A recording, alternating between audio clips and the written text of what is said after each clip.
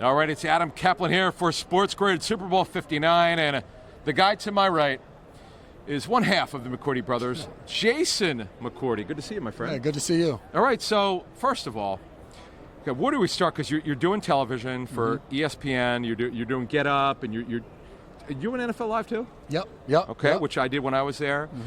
You're doing CBS games on Sunday.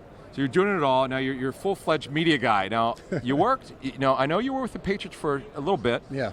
So when you work for the Patriots, you're told to say nothing to the media? I wasn't a part, so it's funny, when my brother gets drafted there, that was 2010, and I remember he got the phone call from Stacey James in the PR department there, and they're like, don't do any interviews, run everything through us. By the end of his 13-year career, he was talking to anybody about anything. So I think there's a trust that's built up that once you're a guy that can be trusted, then you can go just be yourself. All right, so you were telling me off camera that for your work through CBS, you called 2 Eagles games. So let's talk about the Eagles since you know them very well. You were in the production meetings, you talked to the coaches, you talked to the players. One of the games you told me you did was the Jacksonville game. They didn't play all that well, I would say, but look, they're here. So your overview of the Eagles as a football team? Well, I think when you look at the Philadelphia Eagles, it's a lot of fun to watch them because you see the progression and the maturation that they had throughout the season. They leave that bye week, and next thing you know, they enter Cooper DeJean at the nickel spot. Their defense goes up to another level, and then offensively, they dedicated themselves to running the football. And when you look at that Jacksonville game, it wasn't that they played bad in that game. There was some questionable decisions, some fourth down, taking points off the board on extra points and things of that nature. That was the game. Yes, and then you see as the season progressed, you can't remember the last time Sirianni had a questionable call that somebody wanted to talk about on a Monday after. So I just look at this team and the growth and the adversity that they've kind of gone through, where it was a year ago, they're 10-1, they hit a little bit of a rough patch and they never rebounded. This year they had different things where A.J. Brown talks about the passing, then they come out and throw the ball all over the Steelers. You had an incident where C.J. Gardner-Johnson gets thrown out of a game and you're like, well, what's going to happen next? Sirianni gets into it with Jalen Carter on the sideline, and they've rebounded every single time to get to the Super Bowl. So the game you called against Jacksonville, right? When you see Saquon Barkley make a move that I don't think we've ever seen, when you saw it, what were your feelings?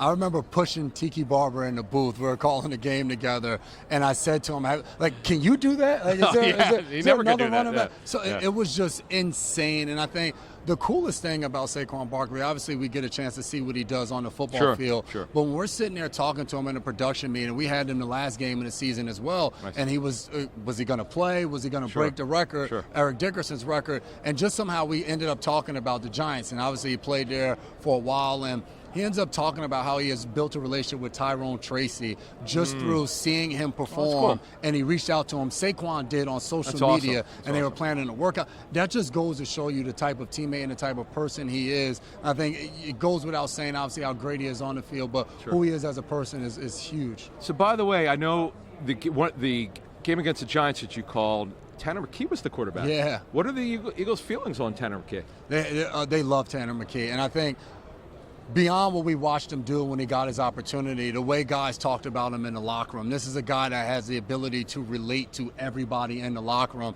He talked to us about being 18, going on a mission trip to Brazil by himself and having to learn the language and just figure it out while he was out there. And he talked about in a small part of how that kind of has helped shaped him and taught him of now being in a locker room with so many guys from so many different places with different reasons why they do what they do. He's able to relate and bring people together, and you got to see that, and he was able to run the offense, pick it up fast, and I think he's a guy that obviously they have Jalen Hurts, but when you look at that backup spot with him and Kenny Pickett, you almost can maybe flip one of those guys in the future to see if you can do something with. That, I think you're on the right track. So let's talk about the Chiefs here for a minute. So Andy Reid's doing it again. They're going for their NFL's first three-peat.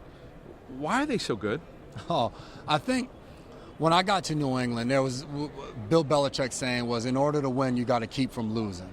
And it seemed very simple, but when you watch the Kansas City Chiefs, they don't lose football games. There's not going to be a decision that cost them the game. It's not going to be a penalty or just a mess up in something that's structural or some operational like that. You're going to have to go out there and flat out beat them. And this is a team that has been on the big stage and has performed time after time. They have young guys on their team team, a guy like a Trent McDuffie, who early in his career has played in all of those big moments and has had to make plays and show up for his football team. George Karlaftis, all of these guys. So it's not only the veterans and the Chris Jones and the Mahomes and the Kelce's, but it's young guys that has figured it out as well.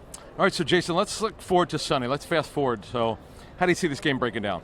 Man, a lot of it obviously is going to have to do with how the Chiefs slow down Saquon Barkley. And I think in order to do that, a lot of that has to do with making sure you're doing your job and not peeking in the next gap because of how good he is. And then on the other side of it, I think is the Patrick Mahomes effect, the Mahomes magic of that moment where he has a huge scramble, or he makes a key throw to Travis Kelce, of can the Eagles stop that time after time. I'm fascinated to see what Jalen Hurts is able to do with his legs. The last time these two teams met in the Super Bowl, Hurts was fantastic. Probably the MVP of the game, just didn't have the W, so he couldn't go home with it. So I've picked against the Chiefs every week of the playoffs, and their fans have let me know that I'm an idiot, and they think I hate the Chiefs, and I don't.